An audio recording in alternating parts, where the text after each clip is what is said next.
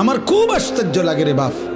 আহা, আখিরাতের দিন, কবরের দিন, কিয়ামতের দিন আমরা সবাই বুঝতে পারবো ঈমান কত বড় নিয়ামত ছিল, ইসলাম কত বড় নিয়ামত ছিল, নামাজের কি পরিমাণ সুযোগ ছিল, আখিরাত সুন্দর করার কি পরিমাণ সুযোগ ছিল।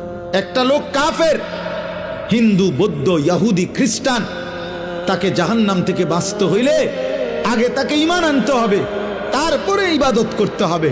আর আল্লাহ তাআলা আমাদেরকে জন্মসূত্রেই বলছে, বান্দা আমি তোকে ঈমান দিলাম যেন জান্নাতের হাতে তুলে দিলাম।